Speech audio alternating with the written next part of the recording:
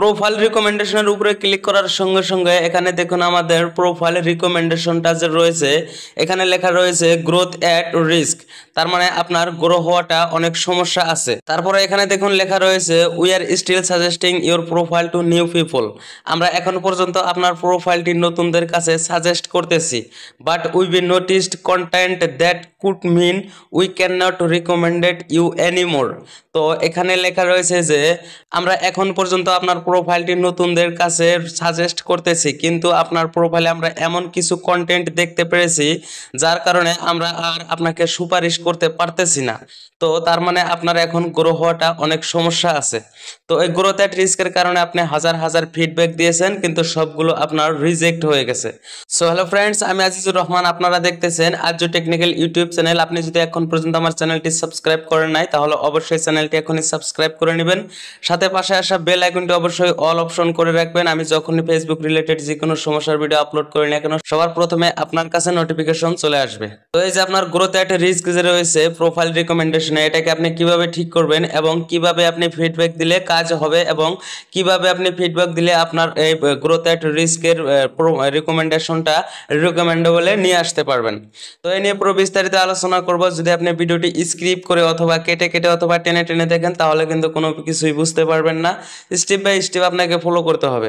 দেখুন আপনার এই যে গ্রোথ অ্যাট রিস্ক যে রয়েছে এই সমস্যাটা সমাধান করার জন্য শুধু আপনাকে ফিডব্যাক দিলেই চলবে না, এর আগে আপনাকে দেখতে হবে যে আপনার প্রোফাইলে আরো কোনো সমস্যা আছে কিনা। ঠিক আছে, তো আপনার প্রোফাইলে যদি আরো অন্যান্য সমস্যা থাকে তার জন্য সবার প্রথমে আপনি আপনার ফেসবুক অ্যাপ্লিকেশনটি ওপেন করে নেবেন।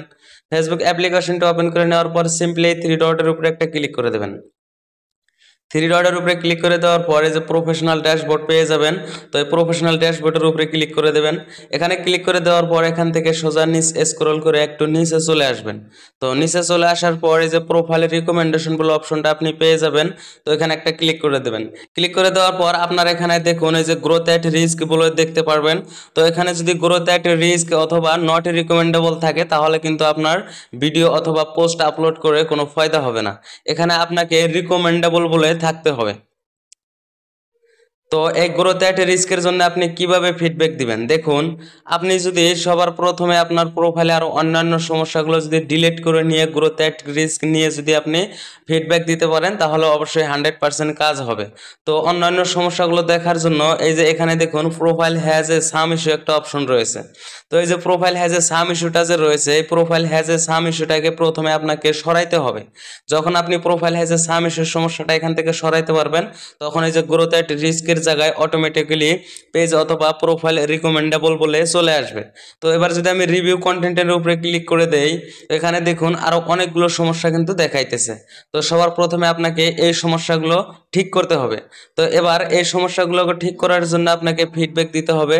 যেমন ধরুন অ্যাডাল্ট সেক্সুয়াল এক্সপ্লোশন, তো এই সমস্যাটা নিয়ে আগে যদি আপনি ফিডব্যাক দিতে চান তাহলে আপনাকে কিভাবে ফিডব্যাক দিতে হবে সেই ভিডিও আমার আরজু টেকনিক্যাল ইউটিউব চ্যানেলে আপলোড করা রয়েছে। প্রথমে সেই ভিডিওটি দেখে আপনি আপনার এই যে অ্যাডাল্ট সেক্সুয়ালের সমস্যাগুলো আগে সমাধান করুন। তারপর এখানে দেখুন বায়োলিং অ্যান্ড হ্যারাসমেন্ট, তো এটার মানে কি এবং এই সমস্যাটা কেন আসলো, প্রত্যেকটি সমস্যাকে আপনাকে ধরতে হবে কেন আসলো, এগুলোকে আগে সমাধান করতে হবে। তারপরে আপনি এই যে গ্রোথ অ্যাট রিস্কের জন্য যদি ফিডব্যাক দেন তাহলে কাজ হবে। এছাড়াও আপনার প্রোফাইলে আরো অন্যান্য সমস্যা থাকতে পারে, তার জন্য আপনি সিম্পলি এখান থেকে ব্যাকে চলে আসবেন। একদম আরো ব্যাকে চলে আসবেন। ব্যাকে চলে আসার পর এই যে আপনার যে প্রোফাইল নামটা রয়েছে এই প্রোফাইল নামটার উপরে একটা ক্লিক করে দেবেন। তো প্রোফাইল নামটার উপরে ক্লিক করে দেওয়ার পরে যে এখানে দেখতে পারবেন একটা থ্রি ডট বলে অপশন রয়েছে, ঠিক আছে। তো এই থ্রি ডটের উপরে ক্লিক করে দেবেন। থ্রি ডটের উপরে ক্লিক করে দেওয়ার পর এখান থেকে আপনি যে অ্যাক্টিভ লগের উপরে চলে আসবেন। অ্যাক্টিভ লগের উপরে চলে আসার পর এখানে অনেকগুলো অপশন আপনার সামনে বেরিয়ে যাবে। তো এখান থেকে সিম্পলি আপনি এই যে এখানে দেখুন অ্যাসিভ বলে একটা অপশন পেয়ে যাবেন। তো সিম্পলি এই অ্যাসিভের উপরে একটা ক্লিক করে দেবেন। অ্যাসিভের উপরে ক্লিক করে দেওয়ার পর এখানে আপনার কোনো ধরনের সমস্যা আছে কিনা দেখতে হবে। যদি থাকে এখানে যদি কোনো ধরনের ভিডিও থাকে তাহলে সেগুলোকে প্রথমে আপনাকে ডিলিট করতে হবে, ঠিক আছে। এরপর আপনি সিম্পলি এখান থেকে ব্যাকে চলে আসুন। ব্যাকে চলে আসার পর এই যে এখানে দেখুন আরো একটা অপশন দেখাইতেছে ট্রাস্ট। তো সিম্পলি ট্রাস্টের উপরে ক্লিক করবেন। ট্রাস্টের উপরে ক্লিক করে দেওয়ার পর এখানে যদি আপনার কোনো ধরনের ভিডিও থেকে থাকে তাহলে এগুলোকে সবার প্রথমে আপনি ডিলিট করে দেবেন। তো এই যে ভিডিওটা যে রয়েছে সিম্পলি এই ভিডিওটাকে আমি এখান থেকে প্রথমে ডিলিট করে নেব। তার জন্য এই যে এখানে যে থ্রি ডটটা রয়েছে থ্রি ডটের উপরে একটা ক্লিক করে দেবেন। তারপর এখানে দেখুন ডিলিট অপশনটা বেরিয়ে আসছে, তো সিম্পলি ডিলিট অপশনের উপরে ক্লিক করে দিয়ে আপনি এখান থেকে ডিলিট করে দেবেন। তো আপনার ট্রাস্ট অপশনটা কিন্তু কমপ্লিট হয়ে গেল। এখানে দেখুন নো আইটেম বলে লেখা রয়েছে, তার মানে এখানে কোনো আপনার সমস্যা নাই। এবার আপনি এখান থেকে ব্যাকে চলে আসুন।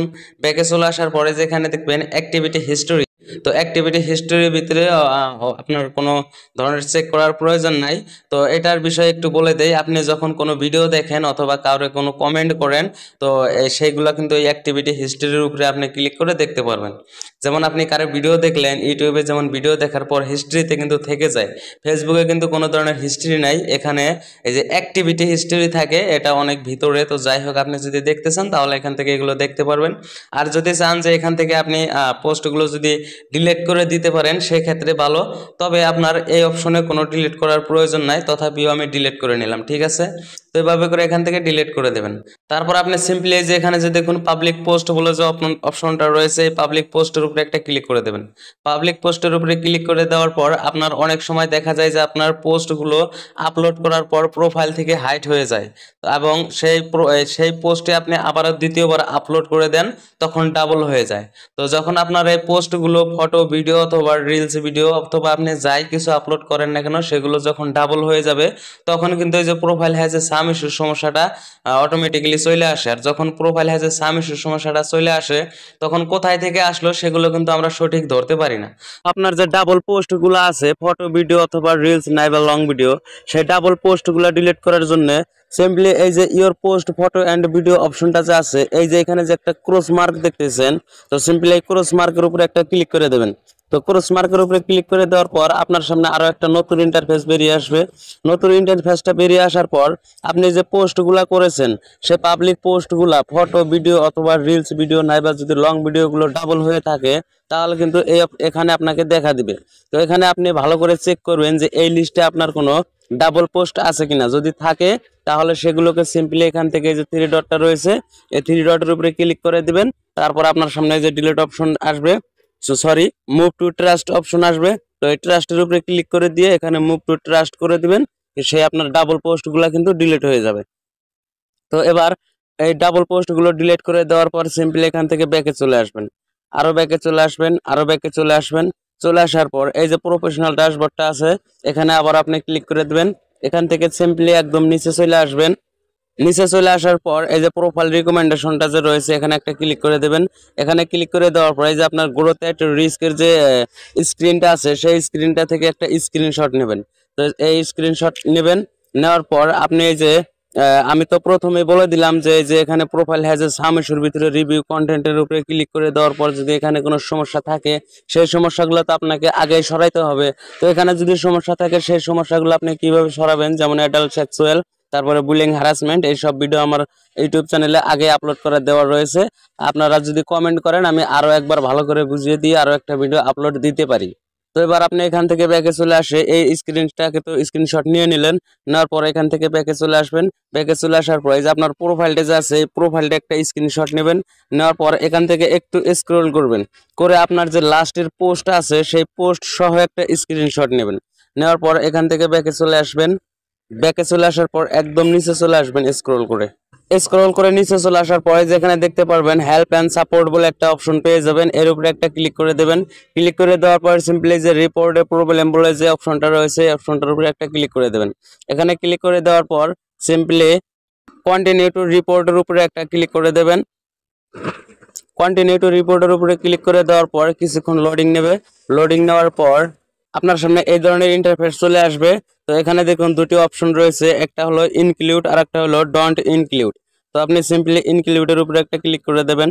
ইনক্লুডের উপরে ক্লিক করে দেওয়ার পরে এখানে কিন্তু এই যে অনেকগুলো অপশন আছে, ঠিক আছে। তো এই অপশনগুলোর মধ্যে থেকে আপনাকে সিলেক্ট করতে হবে যে আপনার যদি পেজ হয়ে থাকে, তাহলে এখান থেকে আপনি এই যে পেজ সিলেক্ট করে নেবেন।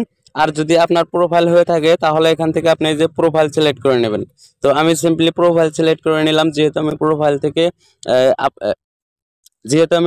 থেকে ফিডব্যাকটা দিতেছি। এরপর আপনি যে স্ক্রিনশট নিলেন, সিম্পলি এই যে আপলোড ফ্রম ফোন, এখানে ক্লিক করে আপনি আপনার স্ক্রিনশটগুলো আপলোড করে দেবেন, ঠিক আছে। তো আমি যে তিনটি স্ক্রিনশট নিয়েছিলাম, সেই স্ক্রিনশট তিনটি এখান থেকে সিম্পলি সিলেক্ট করে নিতেছি। এই যে আমার ফটো তিনটি কিন্তু এখান থেকে সিলেক্ট করা হয়ে গেছে। এবার সিম্পলি যে ডিসক্রিপ দ্য ইস্যু, এখানে একটা মেসেজ লিখতে হবে। তো সেই মেসেজটিও আমি কিন্তু লিখে রেখেছি, প্রথম থেকে নোট করে রেখেছি। তো এবার আমি সিম্পলি নোটসে চলে যাব। নোটসে চলে যাওয়ার পর সেই মেসেজটিকে এখান থেকে আমি কপি করে নেব। তো তো এই যে গ্রোথ অ্যাট রিস্কের যে মেসেজটা রয়েছে আমি এখানে প্রথম থেকেই লিখে রেখেছি। তো সিম্পলি এটাকে আমি এখান থেকে কপি করে নিলাম। তো আপনারা যদি চান তাহলে আমি এটা আমার ডিসক্রিপশন বক্সে দিয়ে রেখেছি, সেখান থেকে আপনারা কপি করে নিতে পারবেন। সেখান থেকে কপি করে নিয়ে আপনি চাইলে আপনার প্রোফাইলের ভিতরে আপনি ফিডব্যাকটা দিয়ে নিতে পারবেন, কোনো অসুবিধা নাই। তো এবার আমি মেসেজটিকে এখানে পেস্ট করে দিলাম। পেস্ট করে দেওয়ার পর এই যে সবার প্রথমে সবার শেষে যে দেখতেছেন সেন্সারিলিতে যে আমার নামটা রয়েছে, এই নামটার পরিবর্তে আপনার প্রোফাইলের যে নামটা রয়েছে সেই নামটি দিয়ে দেবেন। আর যদি আপনি পেজে দিতে চান তাহলে অবশ্যই আপনাকে এই যে এখানে দেখুন আমি এখানে প্রোফাইল লিখে রেখেছি, এই মেসেজটিকে শুধু প্রোফাইলের জায়গায় আপনি আপনার পেজ লিখে দিবেন, ঠিক আছে। এই যে শেষের দিকে দেখুন এখানে আমি প্রোফাইল লিখে রেখেছি, যদি আপনি প্রোফাইল থেকে দেন তাহলে এখানে আপনি প্রোফাইল দিয়ে দিবেন, আর যদি আপনি পেজ থেকে দেন তাহলে এখানে শুধু পেজ লিখে দিবেন, আর বাকিটা কিন্তু একই আছে।